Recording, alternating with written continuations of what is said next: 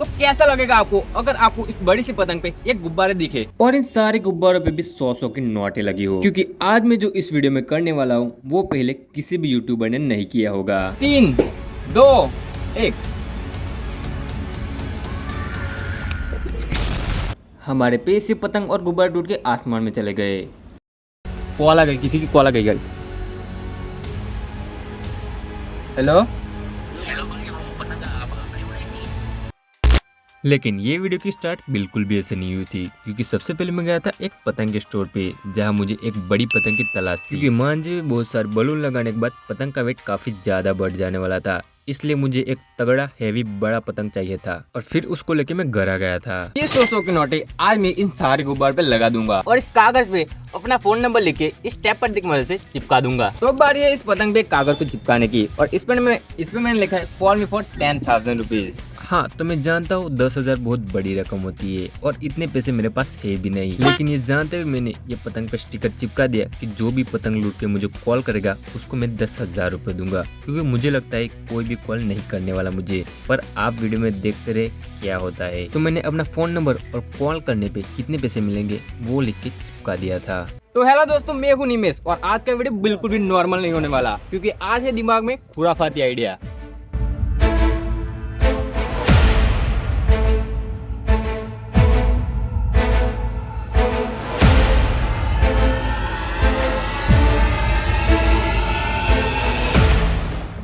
तो अब मैं बड़े ही कॉन्फिडेंस के साथ अपनी पतंग को बादल में भेजने की तैयारी कर रहा था, लेकिन इस पतंग को तो पेड़ में घुसना था। दोस्तों, इसमें मेरी कोई गलती नहीं, मैं तो बहुत ही बड़ा पतंगबाज हूँ। अब बारी है पतंग पे गुब्बारे को लगाने की।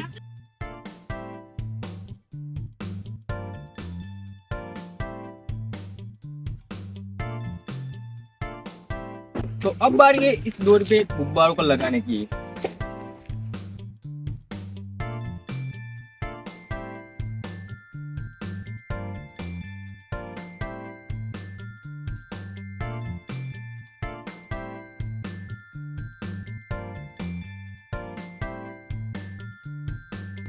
बारी है इस गुब्बारों पे नोट लगाने की।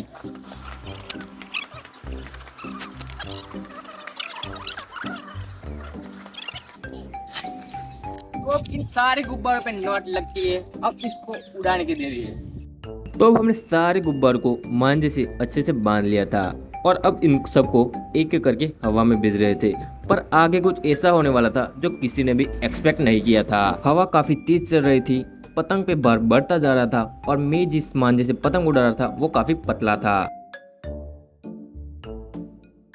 और इसी रीजन के कारण हमारा पतंग का मांझा बीच में से ही कट गया था और एक बलून भी साथ में चला गया।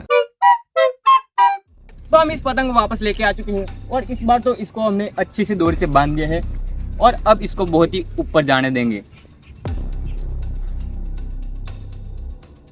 मैंने 2 बच्चों को भेजा था और बोला था कि पतंग कैसे भी करके वापस ले आओ, तो उन्होंने बलून तो हाथ में नहीं है लेकिन पतंग को वापस लेके आ गए हैं और स्टिल अभी भी पवन काफी तेज चल रहा है।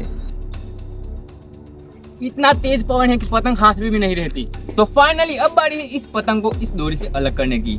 3, 2, 1।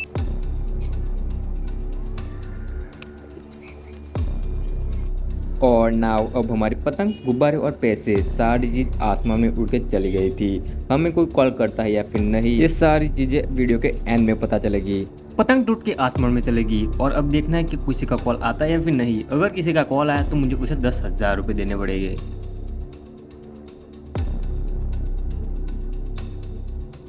गाइस, अभी सुबह से शाम हो चुकी है लेकिन किसी का भी कोई मैसेज या कॉल मुझे नहीं आया पतंग रिलेटेड।